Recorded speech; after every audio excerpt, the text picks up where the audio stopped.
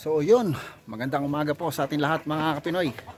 At dito naman tayo sa ating alagaan. At papakita ko sa inyo mga Kapinoy yung inarrange namin ngayon na dineliver kahapon na ating kulungan ng ating darag. So binuhat po namin to kanina. At medyo mabigat. Tara mga Kapinoy, samahan niyo ako.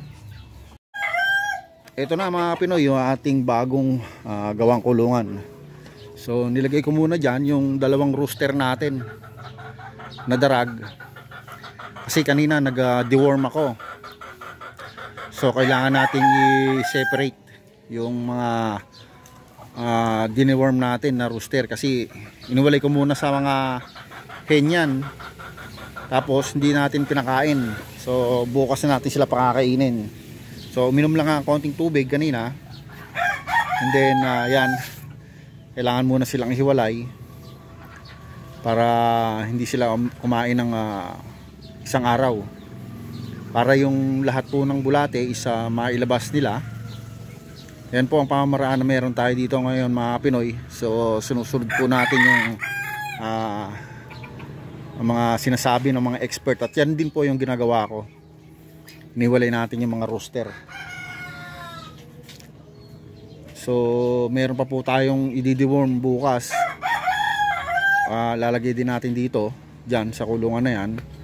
So basta po naikuha na natin bukas, ibabalik na natin yan sa mga hen nila, mga kasama nilang hen. Ayos na natin ito, itong inuminan nya. Tumaob. Mamaya na, ito lang. Ito naman mga Pinoy, ito rin, itong ating rooster na to. Yan, yan ating matikas na rooster na yan mga Pinoy. So na-deworm na rin yan.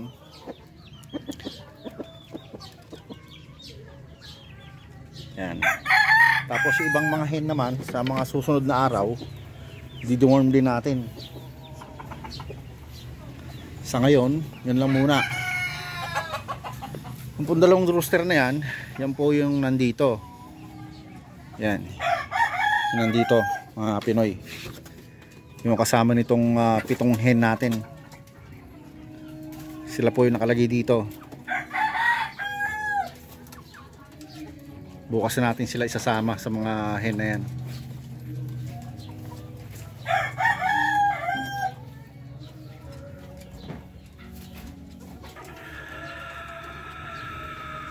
So sa ngayon, deworming muna tayo mga Pinoy.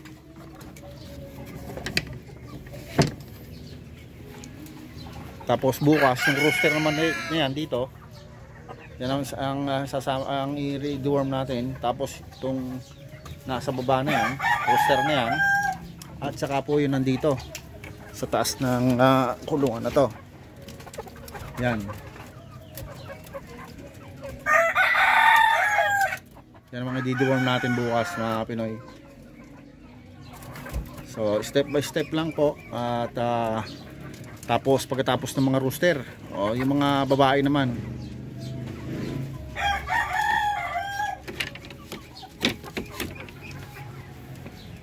tapos meron pa tayong isa dito na i-deworm pa. Ayan, yung lalaki po na yan na nakakulong dito.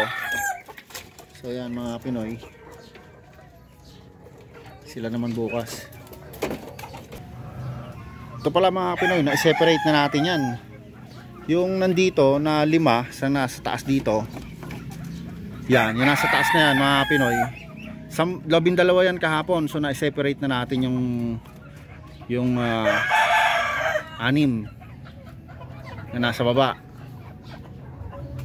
So kaya ngayon maluwag na sila dito, hindi na sila nagsisiksikan.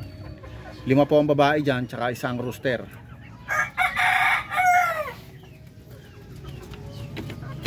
Ayan mga Pinoy, so dito natin sila inilagay, yung 5. Ayan.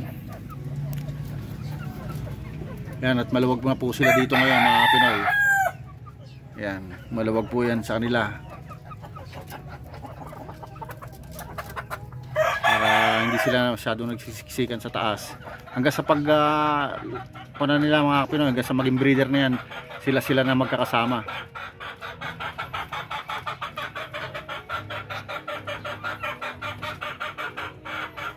Tapos yung mga nakakulong dito mga Pinoy is nilagay po natin doon sa may kabila. Sa may kabila po na yan. Yan, kabilang kulungan na yan. Diyan natin sila nilagay. Yung mga babae na 2 babae na nandito, diyan natin isinama mga Pinoy. Yan. Nandyan naman sila ngayon. So buti hindi sila nag-aaway-aaway. Yan.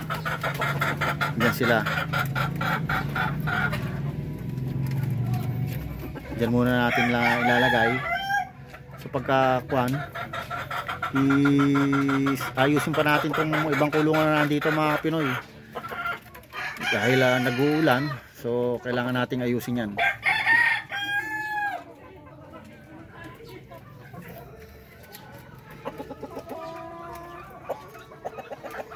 Papalitan na rin natin yung mga old breeder na yan mga Pinoy. Yung mga iba dyan kasi matatanda na, 2 pa ata yung papalitan natin dyan.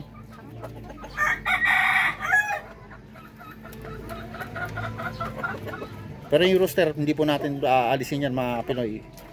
Iiwan po natin yan. Tapos nilagay ko na dito yung bagong pisa kahapon mga Pinoy. So nilipat na natin dito. Mayroon tayong 4 na kuhang native. Yung anak po ng lahinan ko natin ng Parawakan at saka ng Chocolate Orpington. So meron tayong nakuha dyan na 4. Okay na yan. At least meron tayong sisiw na bago. Yan mga Pinoy. Diyan, sama-sama dyan sila. Malalakas na. Hindi na kailangan ng incubator sa kanila. Kasi naglimlim naman yon. So, okay lang.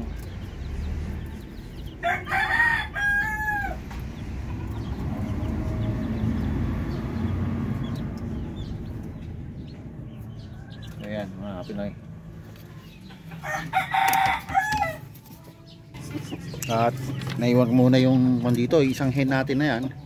Yan po yung nangitlog noon mga Pinoy, yung hindi niya mailabas yung itlog niya.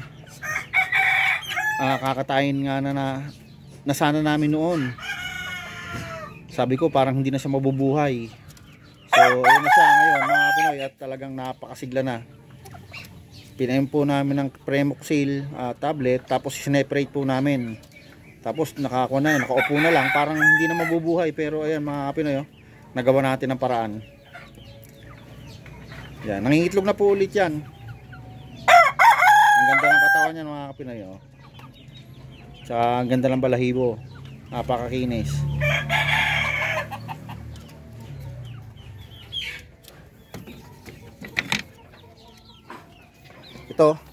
Dito, pang out natin to mga Pinoy. Pagka may gustong bumili, yan, benta po natin yan. At para meron tayong pambili ng patuka.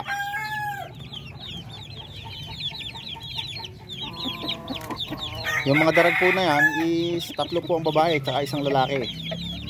So going 2 months old.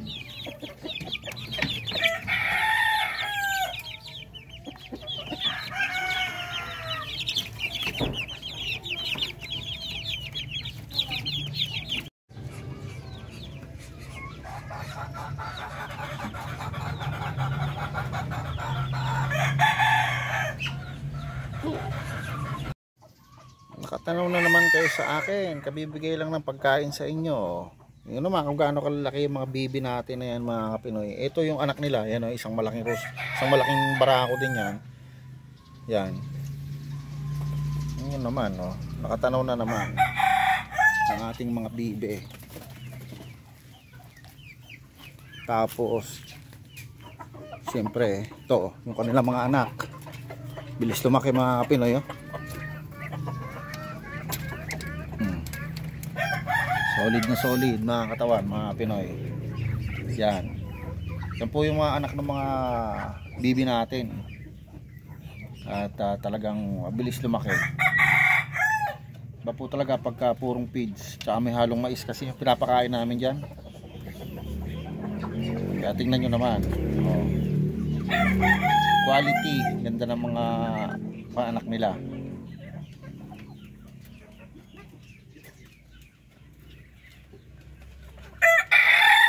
Tato mga Pinoy, parang 10 or 11. Mga ganun.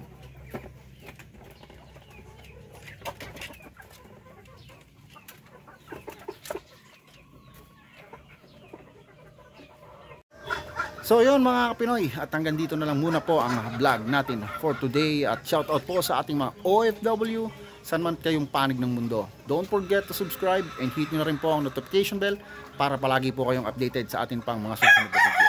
At ako po ay nag-iiwan sa inyo ng mga katagang. Pag may pangarap, magsumikap. Paalam!